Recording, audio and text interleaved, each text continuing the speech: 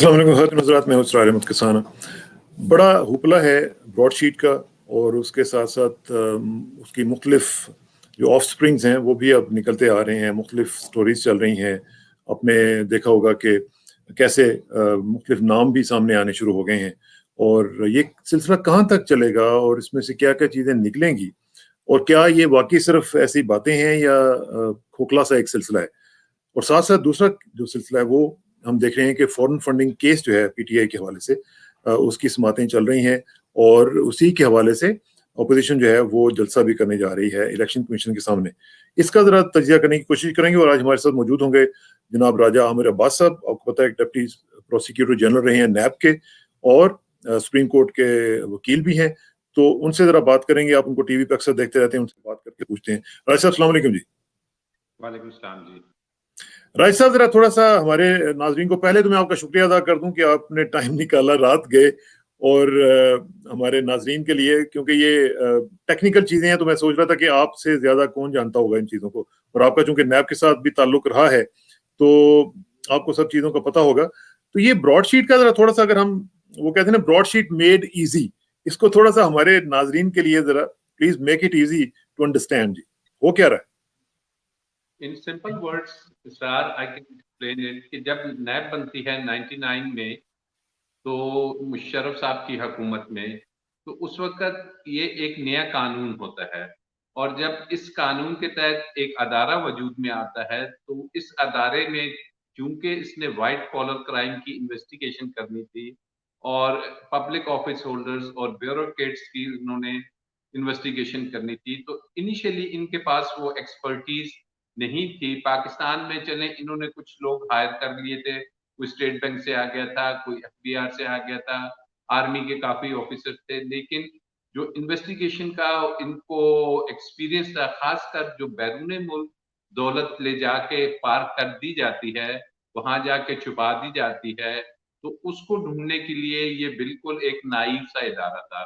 तो उस वक़्त जनरल अमजद जो चेयरमैन नैब थे, उन्होंने डिसाइड किया कि नैब के कानून में ये प्रोविज़न तो मौजूद है कि आप इंटरनेशनल इन्वेस्टिगेटर्स को या उनकी फर्म्स को हायर कर सकते हैं फॉर द पर्पस ऑफ अनअर्थिंग जो उनकी फॉरेन लैंड में जो एक्यूमुलेशन ऑफ वेल्थ है, जो लूटेड एंड प्लंडर्ड उनकी दौलत है, जो हमारे और आपके पैसे और टैक्स पेयर्स के वो ले जा चुके हैं। तो इस सिलसिले में उन्होंने ब्रॉडवे जो कंपनी है, इससे एक मुआहिदा किया और ब्रॉडशीट, उनको ब्रॉडशीट ब्रॉडशीट। सॉरी और को ये ड्यूटी दे दी गई कि जनाब आपने बैरून मुल्क जो हमारे लीडर साहिबान हैं, खासकर उस वक़्त मियाँ नवाज़ शरीफ एंड कंपनी थी, तो उनकी आपने एसेट्स ढूँढने हैं।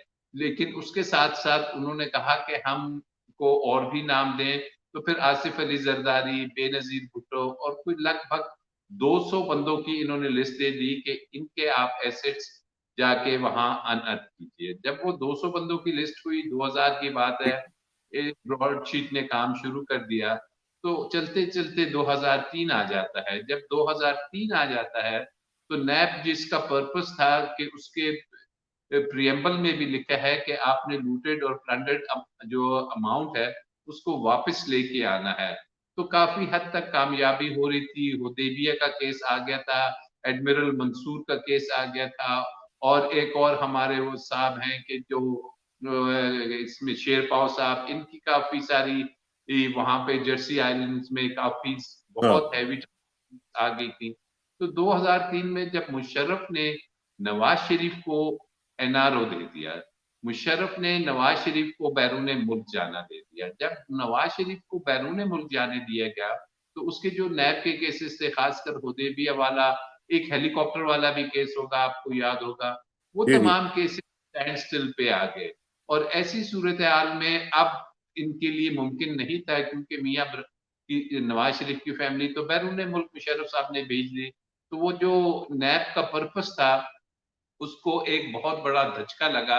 नतीजतन जनरल अमजद भी छोड़ के चले गए नैब, उस वक़्त के प्रोसिक्यूटर जनरल भी शायद रिज़ाइन दे गए फारूक और आज़म खान अब साहब। जो थी, वो नैब बन गई एक ऐसा इंस्ट्रूमेंट कि जो जनरल मुशर्रफ ने अपनी हुकूमत को तवालत देने के लिए पॉलिटिकल उसको इंजीनियरिंग के लिए। उसको किसी न किसी तरीके से बचाने के लिए एक पॉलिटिकल आर्म ट्विस्टिंग के इंस्ट्रूमेंट के तौर पे नैब को इस्तेमाल करना शुरू कर दिया। जब इस तौर पे इस्तेमाल करना शुरू किया तो 2003 में उन्होंने ब्रॉडशीट, जिसके साथ एक बायलैटरल आपका एग्रीमेंट हुआ था, उसको यूनिलैटरली यकतरफा तौर पे मंसूख कर दिया जाता है, खत्म कर दिया जाता है। उनको कह दिया जाता है कि जनाब हम फर्दर आपसे इन्वेस्टिगेशन नहीं कराएंगे। खैर नैब लग जाती है कभी पी बनाने में, कभी हाँ क्यूलिंग बनाने में, कभी क्या करने में। तो ये केस चलते चलते फिर जब आ जाता है 2008-9, वो मुसलसल इदारा आपको लिख रहा था कि जनाब आप ये नहीं कर सकते। What they did was broadsheet के वो बीच में चले जाते हैं आर्बिट्रेशन में, इंटरनेशनल आर्बिट्रेशन में, जहां वो अपना केस लेके जाते हैं कि हमसे ज्यादती हुई है, हमारे बहुत से पैसे इनकी तरफ हैं और डैमेजेस भी बनते हैं कि हाँ इन्होंने ये किस तरीके से किया। तो 2009 में वो कोर्ट जाते हैं। 2016 में उनको अवार्ड मिल जाता है कि आपके हक में लंदन से आपके हक में ये डिग्री होती है, इतना पैसा आपने देना है। 2016 के बाद पाकिस्तान की जानिब से अपील कर दी जाती है उस फैसले के खिलाफ, और अभी जाके वो अपील भी पाकिस्तान की खारिज हो जाती है और 7 अरब के करीब आपने उसको डैमेजेस देना है। तो in short this is broadsheet के उसका ठीक केस है क्या और ठीक। उसको किस अच्छा, तरीके से उसने। अब जरा राज साहब, ये तो हो गया उसका बैकग्राउंड। अब मुझे जरा बताएं, जो भी सूरत हाल आप देख रहे हैं और जिस तरीके से हम खबरें सुनते हैं जो हो रहा है, इसमें अब क्या बनेगा? क्योंकि वो ये मौसवी साहब जो हैं वो ये कह रहे हैं कि जनाब ये जो डैमेजेस हुए हैं ये मैं वापस देने को तैयार हूं, अगर आप मेरे साथ री निगोशिएट कर लें कॉन्ट्रैक्ट को, और मैं फिर जो बाकी लोगों की इलिसिट मनी है उसके पीछे भी हम जा सकते हैं। जैसे कि वो $1 बिलियन का अकाउंट की उसने बात की, और आज उमर चीमे ने भी उसके ऊपर एक स्टोरी कर दी है और पता चल गया कि वो भी शायद नवाज शरीफ साहब का ही है। तो अब पाकिस्तान गवर्नमेंट के पास क्या ऑप्शंस हैं? क्या करना चाहिए, क्या नहीं करना चाहिए उसके साथ निगोशिएट कॉन्ट्रैक्ट को, या अपने तौर पर करना चाहिए नैब को? देखिए, अब ये तो नैब को भी देखना है, क्योंकि नैब की अगर हम परफॉर्मेंस देखते हैं तो ये मौजूदा हुकूमत जब से आई है, पिछले 2 साल अगर हम देखें, तो ये तो 7 अरब की बात है उसको देने पड़ रहे हैं। नैब ने जो रिकवरीज किए हैं इमरान खान के दौरे हुकूमत में, वो तकरीबन 380 अरब रुपए की है। तो इट्स अ ह्यूज अमाउंट जो नैब रिकवर कर रहा है। हमें कोई फोर्स नहीं है कि हम इसी शख्स के पास जाएं कि इसको कहें कि जनाब आप छोड़ दो 7 अरब और हम आपको फिर बहुत अरबों रुपए की और जो प्रॉपर्टीज है उसमें आके आपको पार्टनर बना लेते हैं। तो दिस इज समथिंग कि जितनी भी ऑप्शंस हैं ए बी सी, उनको देखे, क्योंकि नैब ने 2.5 साल में एक चीज में जो हमें फ्रस्ट्रेशन नजर आई या नैब की नाकामी नजर आ रही है, वो ये कन्विक्शन है नहीं। कि हाँ, जो बैरूने मुल्क असासा जात हैं, उनकी रिकवरी नहीं हो रही, उधर से पैसे वापस नहीं लाए जा रहे, वहां पे जो मुल्जमान है उनको वापस नहीं लाया जा रहा। तो ऐसी सूरत हाल में बैठ के बात करने में कोई हर्ज नहीं। अदरवाइज इनको बिल्कुल अब वो स्टेज नहीं कि आपको मूसवी गाइड करेगा या मूसवी आपको बताएगा लेकिन आपके इसमें अपने। इसमें राय साहब एक चीज जो है, एक चीज इंपॉर्टेंट है कि क्या नैब की कैपेसिटी है कि वो इंटरनेशनल लेवल पे जाके ऑपरेट कर सके या करवा सके और इन चीजों को समझती हो कि जिसको पता देखे ना। अब फॉर एग्जांपल इंटरनेशनल लॉज का पता होना और उसकी सारी जो नुआंसेस हैं उनका पता होना, और ये नैब के पास कैपेसिटी है। और दूसरी बात ये है कि ये जो पूरी सिलसिला इसमें आपने सागा देखा है, इसमें हम देख रहे हैं कि मुख्तलिफ लोगों के नाम भी आ गए हैं। उसने नाम लिया है, शाफ्ताब शेरपाव का भी नाम लिया है, आमिर लोधी का भी नाम लिया है, और अब तो रऊफ क्लासर साहब हमारे जो दोस्त हैं उन्होंने तो जनरल मालिक का भी नाम ले दिया है। तो अब ये जो सूरत हाल है इसमें तो फिर नैब की रिस्पॉन्सिबिलिटी और भी बढ़ जाती है। देखिए, नैब की कैपेसिटी के साथ साथ एक चीज जो बहुत इंपॉर्टेंट होती है वो होती है विल भी होनी चाहिए कि वो इनको पकड़ना चाह रहे हैं या नहीं। मैं खुद जब नैब में था तो there was a US citizen, Hamesh Khan, अगर आपने नाम सुना हो, बैंक ऑफ जी पंजाब जी का बिल्कुल, भाग प्रेसिडेंट। गया था बैंक ऑफ पंजाब वाला। उसके पास यूएस नेशनल थी और वो न्यूयॉर्क में था। मैं I myself went to New York. मैंने वहाँ डिपार्टमेंट ऑफ जस्टिस के साथ बहुत सी नेगोशिएशंस की, बहुत सा उनको बताया, और जाती तौर पे मैं उसको लाने में कामयाब हुआ। उसे हमने उठाया और उसको हम पाकिस्तान ले आए यूएस कस्टडी से। So if the will is there, law कोई इतनी रॉकेट साइंस नहीं है। आपके पास बंदे हैं, अगर आपके अपने एम्प्लॉयज नहीं है तो आप किसी को हायर कर सकते हैं। नैब में ये करना कोई बड़ी बात नहीं है। अब बात ये है कि वो 200 बंदों की जो लिस्ट आती है और वो जो जजमेंट आती है, सबसे पहले तो इसी मूसवी ने कहा कि I challenge mister Imran Khan कि वो इसको पब्लिश करे इस कोर्ट ऑर्डर को। अब वो कोर्ट ऑर्डर को पब्लिश करना चाहिए इन्हें, और ये लिस्ट भी मैं कहता हूँ कि नो मैटर हेवेंस फॉल्स, इसमें चाहे ए है, बी है, सी है, क्योंकि कुछ जो नामों से अभी ये नाम आ रहे हैं जिन ज़राए से, वो खुद भी इतने मोतबर नहीं है कि हम आंखें बंद करके ये हाँ, तसव्वुर ठीक। कर लें उमर चीमे ने दे दिया तो वाकई सही होगा, या किसी और ने दे दिया। तो ये हुकूमत या नैब की जानिब से, क्योंकि ये लिस्टें तो नैब ने दी थी, इनको चाहिए कि ये पब्लिक के सामने ये तमाम डॉक्यूमेंट्स ऑथेंटिकेट करें और इसको आगे लेके चले और इसको छोड़े नहीं।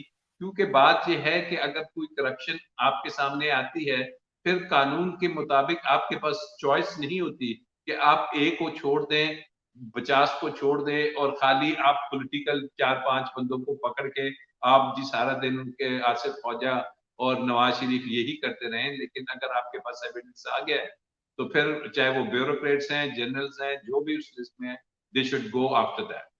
आपने एक बड़ी इंपॉर्टेंट बात जो की है वो विल की है राजा साहब। वो विल जो है वही तो सबसे बड़ी बात है। और वो हमने देखा मुशर्रफ के दौर में देखा, 3 एनआरओज उन्होंने दे दिए, विल सारी की सारी फारिग हो गई। अब जो इमरान खान साहब हैं ये तो आए ही इसी प्लेटफॉर्म पे हैं, ये तो कहते ही ये रहे हैं कि हमने एहतसाब करना है और इंसाफ पहुंचाना है। तो फिर तो मेरा ख्याल है कि इमरान खान साहब की तो विल होनी चाहिए। और अगर कुछ साबिक जर्नैलों के भी नाम आ रहे हैं तो सो बी इट, क्या उसमें क्या फर्क पड़ता देखिए, as far as I know, जहाँ तक मेरा एक्सपीरियंस है, मुझे लग रहा है कि इमरान खान की 100% विल है। इश्यू उसके साथ ये है कि एक तो नैब के कवानीन में कुछ उसमें फ्लॉज़ हैं, फिर ये जो मौजूदा चेयरमैन और जो सेटअप है, ये सेटअप आपको ज़हन में ये रखना होगा कि पिछले 10 साल मुख्तलिफ सियासी हुकूमतें रहीं, पीपल्स पार्टी रही, नवाज़ शरीफ रही। अनफॉर्चुनेटली नैब में उन्होंने पॉलिटिकल इंडक्शंस कर दी थी। मौजूदा चेयरमैन भी शाहिद खाकान अब्बासी और खुर्शीद शाह के चुने हुए हैं, उससे पहले भी ये थे। अब इन चीज़ों को ठीक करने के लिए ऑल्दो मौजूदा चेयरमैन के 7-8 माह रह गए हैं, प्रोसिक्यूटर जनरल 1 आध माह में जा रहा है, और सबसे बड़ा जो इमरान खान रिफॉर्म्स नहीं कर सका या लॉ नैब के लॉ में अमेंडमेंट नहीं कर सका, वो उसका इश्यू था कि उसकी इधर तो मेजॉरिटी थी नेशनल असेंबली में, लेकिन सेनेट का इश्यू था। लेकिन अब मार्च में अगर वो सेनेट में भी मेजॉरिटी ले जाते हैं, तो फिर इसमें सिंपल मेजॉरिटी नेशनल असेंबली की और सेनेट की अगर गवर्नमेंट के पास है, तो फिर उन्हें मैं समझता हूँ कि है? लॉज भी सबसे बना। पहले के कवानीन को मजीद सख्त करना चाहिए, जिसमें जो लेकुनाज हैं, जो खामियां हैं, उन्हें खत्म करना चाहिए, because then the ball would be entirely. अभी तो ये कहते हैं ना कि अपोजिशन हाँ, हमें नहीं करने दे रही, तो फिर तो हाँ, आपको जरूरी नहीं है नंबर्स फिर गेन कोई में। बहाना नहीं होगा। यू सिंपली ठीक। ना आपको ऑर्डिनेंस की जरूरत है, एक बिल लेके आइए, कानून साजी कीजिए, और फिर ये जो आप कहते हैं कि मैं चोरों डाकुओं को नहीं छोड़ूंगा या मैं अकाउंटेबिलिटी करूंगा, तो फिर इस कौम को करके बताएं, क्योंकि अभी तक इस कौम ने ये देखा है कि जितने ये बड़े लोग हैं, अल्टीमेटली ये यहाँ से निकल जाते हैं। कोई लंदन चला जाता है, कोई हाँ, कहाँ चला जाता है, कोई शुगर माफिया है, कोई गैस माफिया है। It's time to bring the right person at the right place and बिल्कुल टू ठीक। Amend, and then I think कोई मुश्किल काम नहीं होगा ठीक। अच्छा, अकाउंटेबिलिटी प्रोसेस। ये जो गुफ्तगू उसकी हमने सुनी है मूसवी साहब की, उसमें उन्होंने बैरिस्टर शहजाद जो हैं उनका भी नाम लिया है और कहा है जी कि उनके मुतालिक कोई अच्छे अल्फाज नहीं, हालांकि उनको हम देखते रहते हैं, लेकिन ये है कि उनके बारे में अच्छे अल्फाज भी नहीं बोले, फूल तक कह दिए उनको। क्या वाकयातन ये कोई फिशी कैरेक्टर हैं या इस तरह का काम कर रहे हैं कि जिससे पाकिस्तान के लिए और इमरान खान के लिए मुश्किलात सामने आ सकें?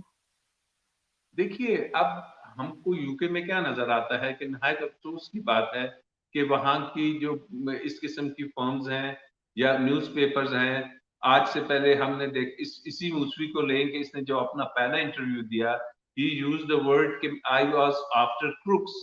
उसमें उसने नवाज़ शरीफ, बेनज़ीर और ज़रदारी का नाम लिया और इनको क्रूक्स कहा। उधर हम देखते हैं डेली मिरर में छपता है pirates of the paint house, इस मुल्क के 3 दफ़ा के जो वज़ीर-ए-आज़म नवाज़ शरीफ हैं, उनके बारे में। फिर उसी के बारे में बीबीसी एक डॉक्यूमेंट्री उसकी करप्शन की छाप देती है। अब ये डायलेमा और अलमिया तो है कि पाकिस्तान के अनफॉर्चुनेटली जो हमारे पब्लिक ऑफिस होल्डर्स या लीडर्स थे या इवन नवाज शरीफ, जो इस वक़्त अपने मुल्क की अदालतों का मफ़रूर है। जब आप अपने मुल्क की अदालतों से मफरूर होंगे तो फिर बैरून मुल्क आपको इस किस्म के कैरेक्टर्स टकरेंगे। तो अब इन कैरेक्टर्स को हैंडल करना कोई बड़ी बात नहीं है। आप इनको हैंडल करिए। ये ऐसे लोग भी होते हैं कि जो अपना बिजनेस जनरेट करने के लिए या कुछ और इंसेंटिव्स लेने के लिए वो इस किस्म की बातें करते हैं।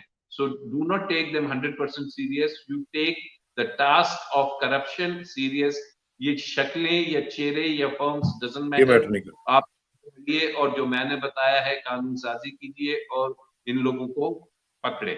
ठीक है। अच्छा, अब जरा थोड़ा सा आखिर में मुझे जरा बता दें, ये जो फॉरेन फंडिंग का मामला चल रहा है, इसमें तो मुझे तो ये लगता है कि जैसे ये सिर्फ पीटीआई का ही नहीं, ये तो बाकी दोनों जमातें जो हैं वो भी पकड़ी जा सकती हैं। और क्या ये वाकईतन इतना सीरियस केस है कि पीटीआई को खतरा हो सकता है, या इसमें वो सिर्फ एक ऐसी शोर होगा किया जा रहा है, हालांकि इसमें बात नहीं है। क्योंकि मेरी बात जो इंटरनेशनल लेवल पे लोगों पे हुई है, और मैं चूंकि वहां पे अमेरिका में ही था उन दिनों में, तो मैंने देखा था कि इस तरह के कोई बहुत लंबे चौड़े केस नहीं हुए थे फॉरेन फंडिंग के, या इस तरह के जो इलिसिट डोनेशन जिनको कहा जाता है, इस तरह का सिलसिला हुआ नहीं था।